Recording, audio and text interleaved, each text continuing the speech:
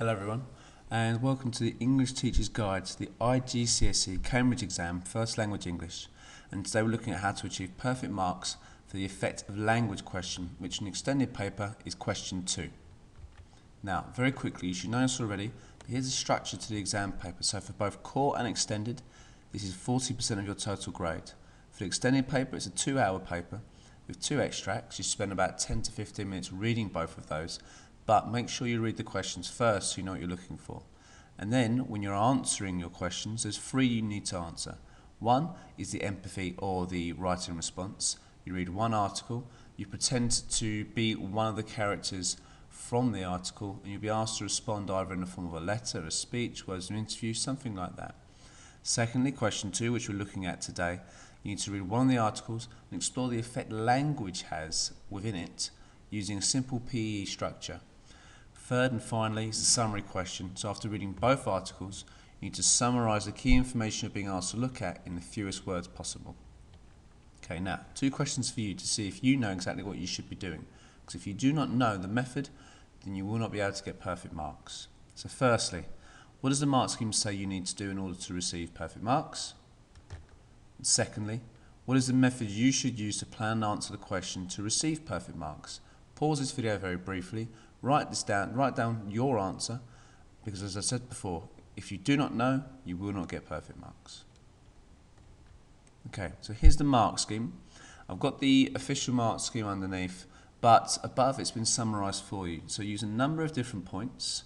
So you're looking for about 4 each bullet point. You need to make quality analytical responses. So really you want to analyse the language for this paper in the same way you'd analyse the language for your literature paper. Looking at the hidden meanings, looking below the surface, what could it represent? What could this also suggest? Make sure you include an introduction, which basically explains the overall impression. Now, some people do an introduction for both at the same time. Some people do a brief overview at the start of each bullet point paragraph. That's entirely up to you. Then obviously, finally, make sure you use evidence and explain its effect. Now, again, you might need to pause this, but this is how to plan and write the question. So 1, obviously read the questions carefully, underlining the key parts. You do that for any exam paper, whether you're 3 years old or 30 years old. Secondly, highlight or annotate any interesting words or phrases you could analyse. Again, you should aim to look at 4 for each bullet point. It's a good idea to make really quick notes next to the word so you remember what you're going to say about it analytically.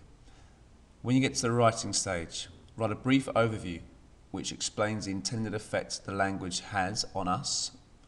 Then use a kind of a quote comment method, ensuring you analyse the language to the same standard you would do in literature. So the word creates this impression. It also suggests this. Fifthly, select 3 to 4 words or phrases in each paragraph. You should have a minimum of 7 overall, really. And then obviously finally make sure you proofread your response. That's it. That's how to achieve perfect marks. So make sure you've noted that down. Make sure you revise that, because your method will be key. Now let's have a look at a question, shall we? So you can see I've already underlined the key parts. Reread the description of the trees and the undergrowth in paragraph 2, beginning the river seemed, and B, the monitor lizard and the Brahmini kite in paragraph 4, beginning we stopped by. Select words and phrases from these descriptions and explain how the writer has created effects using this language. The question will always be the same, just obviously what you're looking at will be different. So, I'm not going to spend time reading this out to you. You're more than welcome to pause this and look through. But I've highlighted the key words or phrases I would use from each section.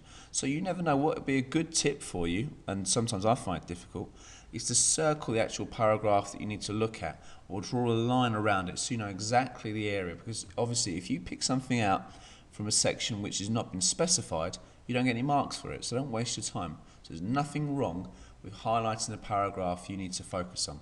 And if you're looking at the core paper, there's nothing wrong with highlighting the certain sections they're asking you to look at. So there you go, there's my other paragraph with my 3 to 4 points. So, should we get on with the answer? Here's my overview. The overall impression the writer intends is to make us as the reader feel the potentially threatening nature of the tangled and rather unorganised foliage. That's the first paragraph. Whilst also wanting the reader to feel watched and understand the manner in which the predators move. That's the second bullet point. So you can see my overview covers both. You might split out between the start of each of the bullet points.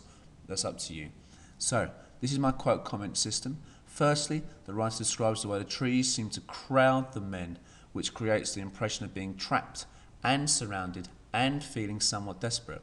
So you can see I've not just explained it once, I've also said it suggests this, it also suggests that. I've also used quotes in an integrated way, so the quote almost looks as if it's part of my own writing. By doing that, you're going to make the marker think this is someone that's going to achieve perfect marks. It also personifies the trees, making the crowding seem deliberate. So again, I've used terminology there, so it makes the trees sound like they are people, which almost seems as if the forest is deliberately doing that. The writer also describes the chaos of the rainforest, creating the impression of an unorganised landscape, which creates uncertainty and potentially fear, as the path to take is not clear. Again, you notice I'm giving a more than one answer. Furthermore, the writer describes the growths on the trees as parasitic, which creates an impression of disease and uncleanliness, but also adds to the sense that this is a dangerous place where even the trees can be leached of life. Finally, the writer describes the creepers as tangled, which again reinforces the idea of chaos, which adds to the confusion of the character. So that's why the writer's done it. It adds to the confusion. You see all the time I'm saying this is why the writer has done this. Now the second bullet point in another paragraph. The impression dinosauric eyes creates when describing a lizard is that the creature and its world seem almost ancient, whilst also creating a threatening idea of a large predator hunting us. Again, two answers for the same quote. Using scuttled makes the animal sound like an insect, another unpleasant animal, whose movement is ungraceful and deliberate, adding to the uncomfortable feel of the extract. Thirdly, the kite creates a rush of air, which emphasises the speed and power of the creature, suggesting the power it has to harm the character. Lastly, so point number 4, the kite is described as having soared away, which again promotes a sense of power, strength, but also a developing sense of majesty. So I've got 4 points for each one. I've not just said, here's a quote, it means this. Here's a quote, it means that. That'll get you sort of 6 to 7. I said, right, I've analysed to the same standard I would analyse in my literature exam. The word suggests this. It creates this effect on us as the reader. I've done that 4 times in each paragraph. 7 overall would have been fine. I've got an overview across the top. I've integrated my quotations. That's why that would achieve perfect marks. So, thank you very much. There's a link here and on the description box below to help you locate some past papers to help you revise. But well done. Remember, you need to revise your method, practice answering the questions in the exam timing, and obviously the content you need to know is all in the extracts. So thank you and good luck with your revision.